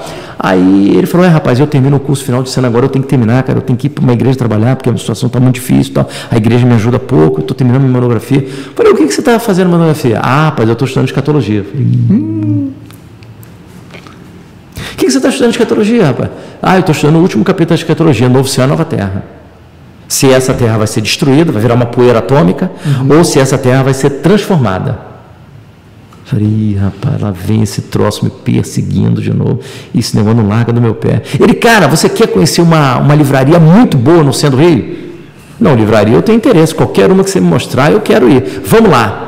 Aí fomos no centro do Rio, ali perto da Praça 15, uma livraria da Igreja Presbiteriana com esse material reformado. Aí eu vi lá, criados à imagem de Deus, a Bíblia Futuro, de escatologia. Eu falei, rapaz, que livro estranho, eu nunca vi esses livros e eu não vou comprar nada. Aí ele, você não quer levar não? Eu falei, não vou levar nada não, estou sem dinheiro. Aí voltei e conversei com o Franklin, rapaz, aquilo lá é teologia reformada, compra tudo. Aí eu voltei lá, peguei o livro, a Bíblia Futuro, pega ali. A Bíblia Futuro. Quando eu li esse livro, este livro finalmente me deu uma luz e eu percebi que a posição amilenista é a melhor. Esse livro aqui, se você puder adquirir, se você não puder comprar, pastor, estou sem dinheiro agora, não estou conseguindo comprar. Tem o PDF que a própria editora disponibilizou na internet, você pode salvar o PDF. Só botar lá, a Bíblia Futuro, editora Cultura Cristã, que você acha o PDF. Livraço. Este livro, ele não dá todas as respostas. Porque escatologia, quando você estuda escatologia, você esbarra em dois problemas: como e quando. Jesus virá, todo olho verá. Como, se a terra é redonda? Porventura a terra vai ficar plana? Vai ser transmitido online? A gente não sabe. A gente não sabe. E você tem o quando. Jesus diz, eis que cedo vem. Mas quando? Então, escatologia você esbarra no como e quando. Nem sempre temos o quando e temos o como. Esse livro aqui passou a ser verdadeiramente... O nome dele é A Bíblia e o Futuro. Para mim é a minha Bíblia sobre o futuro. Porque esse livro aqui, se você quer ler um livro sobre escatologia, e se você quer aprender escatologia com fundamentação bíblica, você... Te dá o norte, né? Te dá o norte, te dá a resposta. Ah, mas pastor, e o pré-milenismo? O negócio é o seguinte, guarda com você. Se você até os 20 anos... tem um pré-milenista aqui, tá? Só para te avisar. Então isso serve para ele. Se até os 20 anos... você não foi pré-milenista, você não teve infância. Se você passar os 20 anos pré-milenista, meu amigo, você está sendo infantil, porque esse troço aí não funciona. Entendeu? Então, fora a brincadeira, você tem direito de ser pré-milenista. Agora, pré-milenista tem o pré-tribulacionista, o pós-tribulacionista, mid-tribulacionista, tem um pré-milenista pré-tribulacionista, tem um pré-milenista dispensacionalista, tem um pré-milenista histórico, você tem pré-milenista para todos os gostos. Cansei só de ouvir. Para todos os gostos. Agora, o amilenismo me parece a escatologia mais bíblica e que não recorta os textos, que é a minha crise com o pré-milenismo. Pega o negócio de Jeremias, pega o negócio de Zacarias, pega Mateus, pega Apocalipse, é uma salada. Eu brinco com os alunos dizendo o seguinte: se você se entregar uma Bíblia para você numa ilha deserta e você ficar lá 10 anos, você não consegue sair pré-milenista. Você só consegue se tornar pré-milenista se você receber um manual. Porque a junção de tanto texto que se ninguém juntar aquilo para você, você sozinho não junta. Agora, o amilenismo é tremendamente simples. É ler o texto que está ali, interpretar o texto ali, acabou. Não é tão literal. Não fica juntando de lá, não. Lá é lá, aqui é aqui. Só para o pessoal, porque tem muita gente que não entende do assunto, né? Porque você já é uma área já mais acadêmica, quase não é pregado sobre isso, né? Nos púlpitos, né? Isso. Então, só para a gente definir as visões, primeiro a pré-milenista, milenismo e pós-milenismo. Está falando sobre o milênio, né? De Apocalipse capítulo 20, não é isso? Todos eles estão fazendo referência ao milênio de capítulo 20. O pré-milenista, né, a palavra já diz, pré-antes, a ênfase está antes. Ele entende que Jesus vem antes do milênio. O que é o milênio? É esse período de 999 anos, mais um, em que Jesus reinará de Jerusalém. Para o pré-milenista, isso é literal em que sentido? No sentido de que vai acontecer um reino de Cristo na Terra durante 999 anos, mais 1000 anos. Pós-milenista, ele entende que nós vamos entrando gradativamente no milênio, através dos avanços, pesquisa científica, melhor qualidade de vida, e no final desse período gradativo, Jesus volta. Caiu um pouco por terra, porque é achar que o mundo vai melhorar, e está longe da gente achar isso. E essa visão começou a cair por terra a partir da Segunda Guerra Mundial. Primeira Guerra, no século XX, 2 guerras, uma carnificina danada, esse negócio está melhorando. Ou seja, né, vai estar tudo resolvido, tudo bem, paz e amor, eles vão voltar. Desde que a ONU foi organizada, não houve um ano que não houvesse um conflito no mundo. Por quê? Porque a indústria bélica e a indústria farmacêutica são as duas maiores fontes de renda no mundo. Então não pode parar a guerra. Entendi. Tem que descarregar a munição que está sendo produzida. Então, pós-milenismo nesse sentido. Pós-milenismo ainda tem, você encontra pós-milenista, mas ele perdeu muita força. E o amilenista, o que é o amilenista? O amilenista tem a definição, é um contrassenso. Porque A significa não. Então, o amilenista não milênio. Mas o problema é que a definição não corresponde à realidade da interpretação B. Por quê? Porque o amilenista é o que mais crê no milênio. Porque enquanto o pré-milenista, o milênio é futuro. E enquanto o pós-milenista, o milênio é uma hipótese. O amilenista crê que nós já estamos no milênio. O milênio vai desde a primeira vinda de Cristo até a segunda vinda. Agora, repare, uma dica. Você pode falar volta de Cristo ou segunda vinda. Mas, por favor, não fale segunda volta. Se disser segunda volta, não diga que teve aula comigo. Me salva disso. É parousia, né? Segunda. Parousia. Parousia. E aí, na escatologia, você tem vários departamentos. Você tem a volta de Cristo, você tem o milênio, você tem o juízo final, você tem o novo céu e nova terra, tribulação, você tem o sermão escatológico de Jesus, Mateus 24 e 25, você tem vários pontos. Agora, por que estudar escatologia? Por que ler esse livro? Por que eu incentivo? Por que eu dou essa disciplina no seminário?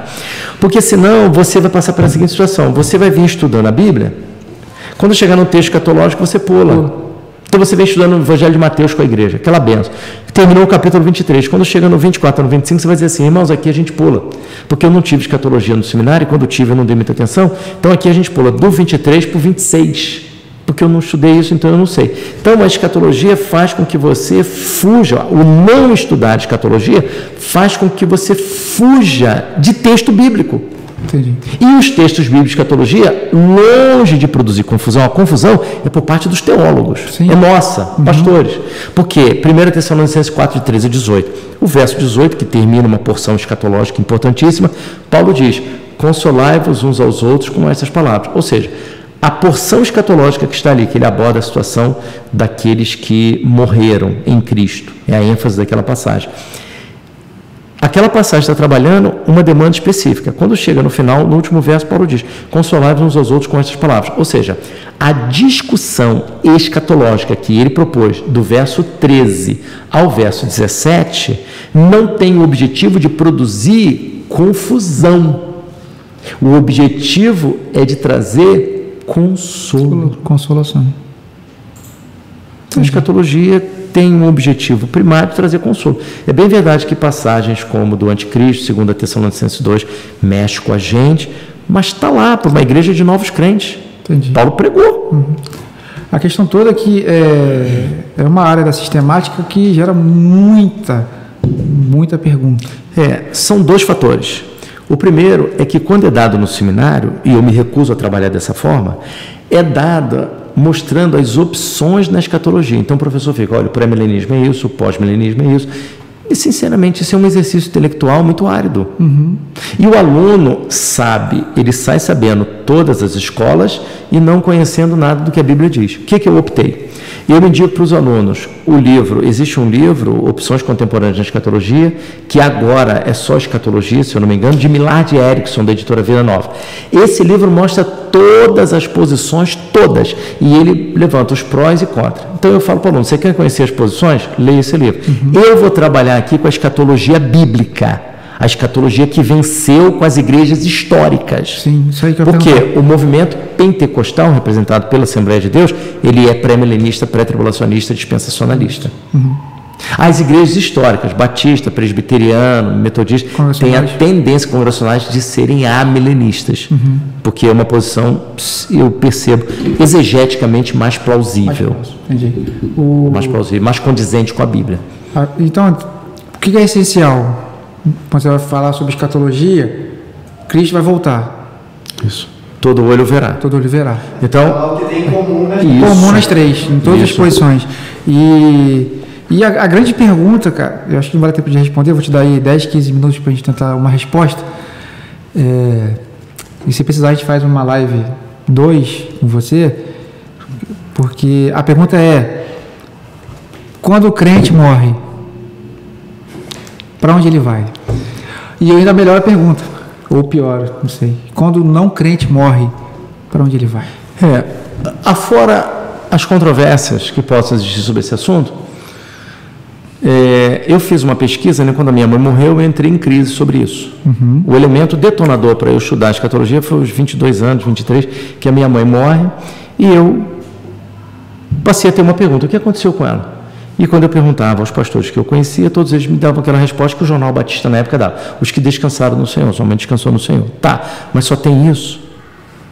Aí foi a minha peregrinação, porque eu não sabia nem por onde começar, qual o livro, qual o material. Aí eu descobri que os livros de teologia sistemática possuem vários capítulos: o capítulo de Cristologia, sobre Cristo; soterologia, sobre salvação; pneumatologia, sobre o Espírito Santo; antropologia, sobre o homem, por aí vai. E tem o último capítulo, e que talvez seja o último capítulo a chegarmos a um acordo sobre ele, que é escatologia, o estudo das últimas coisas. Dentro da escatologia existe um capítulo, existe um ponto que se chama estado intermediário. O que é estado intermediário? Essa definição é esse período entre a morte da pessoa crente e a ressurreição. O que aconteceu neste período? Os que morreram em Cristo, morreram com a fé firmada em Jesus. Fomos ao sepultamento, está ali o defunto, está ali o cadáver, mas o ser humano, o ser, não está mais ali. A vida, né? A vida não está mais ali. O que aconteceu? Bem, naquilo que eu tenho estudado, para mim, assim, está muito nítido, eu defendo isso há mais de 25 anos. O crente morre, no momento da morte, em qualquer lugar, em qualquer geografia, o crente morre. O crente, a pessoa que crê em Jesus como Senhor e Salvador, ela fecha os olhos na terra e abre imediatamente no céu, face a face com Cristo. Paulo vai dizer: mas ambos os lados estão em aperto, na carta aos Filipenses, tendo desejo de partir e estar com Cristo, ao ladrão na cruz. Jesus disse: ainda hoje estarás comigo no paraíso. 2 Coríntios 5, 6 e 8. Mas de ambos... Agora me falhou a memória. Ele vai falar sobre 2 lugares que o crente pode habitar, 2 Coríntios 5, 6 e 8. Ou no corpo ou com o Senhor. Mas desejamos deixar este corpo para habitar com o Senhor. Então só há 2 lugares que o crente habita. Preferindo deixar o corpo e habitar com o Senhor. Só há 2 lugares que o crente habita: ou no corpo ou com o Senhor. Quando o crente morre, a realidade imaterial, eu não vou entrar na discussão espírito e alma, porque não é o caso. A realidade imaterial, essa realidade material segue em direção a Deus. E a realidade material, o corpo, entra em decomposição, entra em estado de putrefação, vai ser alimento das bactérias.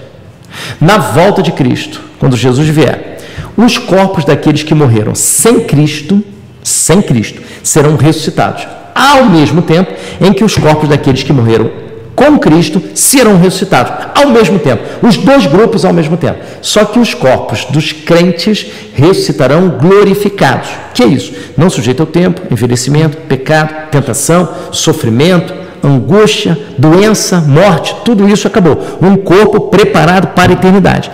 Se Jesus viesse hoje, neste exato momento, o que aconteceria conosco, que estamos aqui vivos, você que está me assistindo?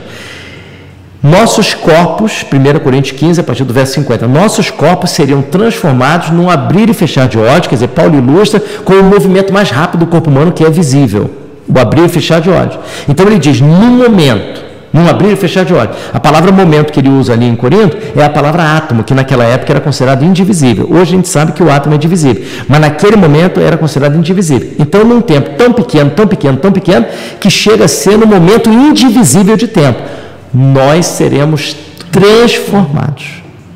Então, vamos lá, reprisando. Os ímpios que morreram, seus corpos serão ressuscitados, só que não glorificados. Os crentes os corpos dos crentes que morreram serão ressuscitados, só que glorificados. E nós que estivermos vivos, no momento da volta de Cristo, nós seremos transformados no abrir e fechar de olhos. Aí, os corpos dos que morreram em Cristo e os vivos seremos arrebatados para o encontro com o Senhor nos ares. E outra, esses que morreram em Cristo, eles já estão com Jesus, e Paulo vai dizer nessa passagem de 1 Tessalonicenses 4, de 13 a 18, que Deus, mediante Jesus, trará essas vidas com Jesus. Então vamos lá. traz esses que estão com Jesus, só que eles estão num estado desincorporado, porque o corpo foi enterrado, entrou em decomposição. Então, eles vêm num estado desincorporado. Seus corpos serão ressuscitados, glorificados, e haverá o reencontro entre a realidade imaterial e a realidade material, e o ser humano voltará a ser uma unidade, porque corpo sem espírito é cadáver, espírito sem corpo é fantasma. Então a escatologia, ela tem esses pontos assim centrais. Agora existem outros pontos que são alvo de controvérsia. Por exemplo, novo céu e nova terra. Essa terra será destruída, vai virar uma poeira atômica, ou essa terra será transformada. Eu fico com a posição deste autor do livro A Bíblia e o Futuro. Esta terra será transformada por causa de Romanos 8, quando fala que a criação está sob um cativeiro e espera a libertação a partir da libertação dos filhos de Deus. Entendi. Então há um projeto para essa terra. E aí um lance interessante. Por que nós devemos nos envolver com a questão ecológica? Por uma razão bíblica. A primeira delas é o seguinte: as pessoas que não são crentes trabalham com natureza e trabalham com natureza, ecossistema, trabalham dessa forma. Nós trabalhamos com criação. A Bíblia não trabalha nem com meio ambiente, nem com ecossistema, nem com natureza. A Bíblia trabalha com criação. Então nós partimos do princípio que há um Criador. Então esse é um ponto. Esse Criador então tem a terra, que é o jardim da sua criação. Então eu e você estamos envolvidos nisso, que nós estamos cuidando daquilo que Deus criou. Segundo lugar, o envolvimento com a preservação do planeta é importante porque é uma demonstração de amor ao próximo. Não ao próximo que aqui está, mas o próximo que virá, o próximo habitante deste planeta. Então, por duas razões. Primeiro, porque a criação é o jardim de Deus, e porque é uma demonstração de amor ao próximo que virá. Você que está assistindo aí, gostaria que você deixasse, uma pergunta na descrição do vídeo ou no chat.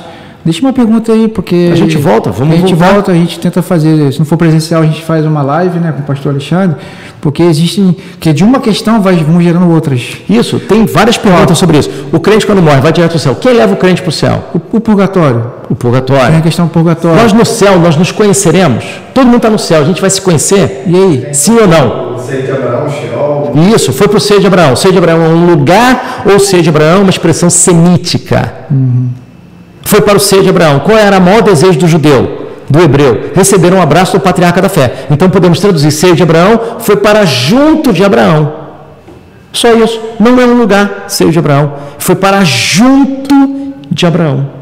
Não era um lugar específico, não, era a presença dele. É para perto de Abraão, porque a maior alegria para o judeu ter receber um abraço do patriarca da fé. Então nós nos conheceremos. Quem está no céu sabe o que acontece na terra? Apocalipse 6, de 9 a 11. As almas embaixo do trono clamam ao Senhor: até quando, ó soberano, não vingas o sangue dos que habitam sobre a terra? Ué, peraí, como é que eles sabiam que os seus algozes estavam impunes? Aí estão os mártires, Os mártires.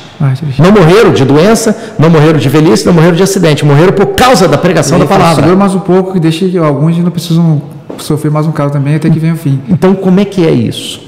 Nós nos conheceremos, Monte da Transfiguração. Está lá Pedro, Tiago e João, o círculo mais próximo de Jesus. Aparece Moisés e Elias. Já tem uma questão aí. Moisés e Elias não faziam parte desse tempo presente. E Moisés e Elias também não se conheceram. Moisés está no século XV. Elias está entre o 9 e o 10. Como é assim? Os caras não se conheceram. E não tinha máquina fotográfica, não tinha celular naquela época. Trocando ideia, Isso. E aí, olha que coisa interessante. Pedro, Tiago e João. Jesus conversava com Pedro, Tiago e João. Pedro disse: Senhor, quer que façamos 3 tendas, uma para ti, uma Moisés, outra para Elias? E Moisés e Elias conversavam com Jesus sobre a morte que iria acontecer em Jerusalém. Peraí, como é que Moisés e Elias sabiam que Jesus ainda não tinha morrido? E como é que eles conversavam sobre um assunto futuro da terra? E mais, como é que Pedro soube que era Moisés e Elias? Pastor, pode ser que Jesus tenha falado. Bem, se pode ser que isso tudo seja uma matrix, pode ser que a gente não seja salvo. Então esse negócio de pode ser também não vale. E mais, Pedro, Tiago e João conversavam com Jesus, Moisés e Elias conversavam com Jesus. Não houve comunicação entre Pedro, Tiago, João, Moisés e Elias, porque não há comunicação com os mortos. Mas aí você vai dizer assim para mim, pastor, sim, eu discordo, porque no 1 Samuel 28 tem lá o texto da pitonisa e tem lá, aparece quando ele fala que Saul, perceba, cuidado com o que você está falando, porque quando você analisa uma narrativa, é um gênero literário dificílimo de se analisar, porque a narrativa, primeiro, não diz se está certo ou se está errado, ela narra. Davi foi lá e dançou, se deve dançar ou não deve dançar? Miriam dançou, deve dançar ou não deve dançar? Não sei, porque a narrativa só narra. Agora, vamos lá. No texto de 1 Samuel 28, que fala sobre sua pitonisa, está lá, eu não me lembro agora qual verso. Entendendo Saul que fosse Samuel. Então, na sequência da narrativa, é citado que é Samuel falando, só que não é. Ué, então a Bíblia está mentindo? Não estou entendendo. Calma. O que acontece é que a narrativa, ela tem sempre um ponto de vista.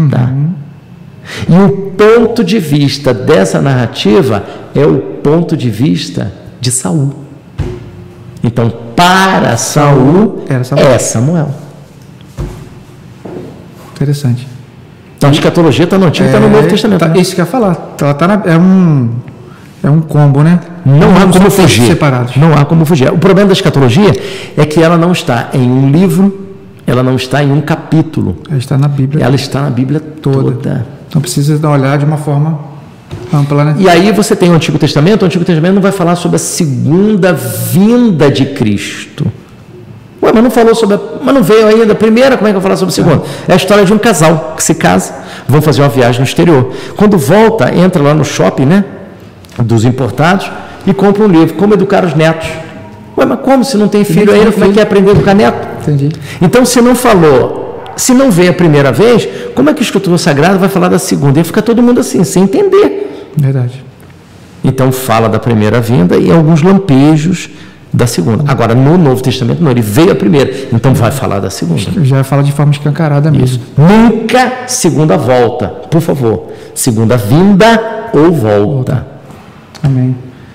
É isso aí, produção. Então, a galera aí, ó, coloca aí no chat, na descrição, suas dúvidas sobre escatologia. O Alexandre já deixou aqui, né, algumas perguntas importantes. Pode perguntar, pode perguntar, gente. É o mestre, é o professor. Aí tem um texto também do Rico e o Lázaro para a gente analisar, que também tem muita coisa ali, né, interessante.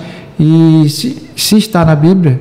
Isso, aquele texto ali, a ideia do texto a ideia central do texto é: todas as decisões do homem estão entre o berço e o caixão. Ninguém toma decisões antes do berço. Ninguém toma decisões. Aí eu te pergunto para fechar nosso podcast de hoje: existe segunda chance após a morte? Não. A história do rico e do Lázaro mostra que tanto o céu quanto o inferno só tem porta de entrada. Isso é uma realidade, né? Não tem porta de saída. Tomou a decisão. Pode repetir? Tanto o céu quanto o inferno, ambos só têm porta de entrada. Não tem porta de saída. E a história do rico e do Lázaro mostra que o rico morreu e foi para o local de tormento, que a gente entende como inferno, e o Lázaro foi para o local de gozo, que a gente entende como céu. Gente, o negócio é bom, né? É bom. Agora, Jesus foi a pessoa que mais falou, né? Sobre dinheiro e sobre o inferno. Parece que ele estabeleceu um sinal vermelho na estrada do ser humano, né? Verdade. A gente vai continuar esse papo. A gente tem aqui a tradição de, né, no final do podcast, a gente deixar o convidado deixar uma mensagem, né, para a galera que está vendo, a galera que vai ouvir, e deixar uma mensagem aí fica à vontade. Uma mensagem para levantar o cerebral.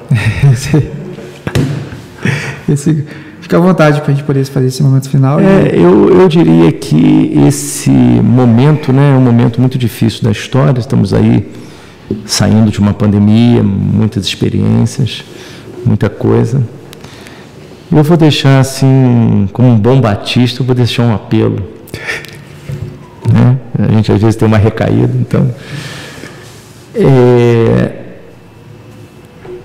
não tenha medo de viver. O medo paralisa, o medo impede, o medo faz a gente não querer sonhar. Então, em nome de Jesus, não viva em função do medo. Decida e faça. apesar do medo. Amém. Amém.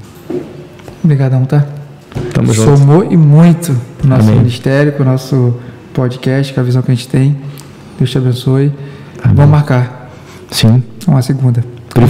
O privilégio será meu.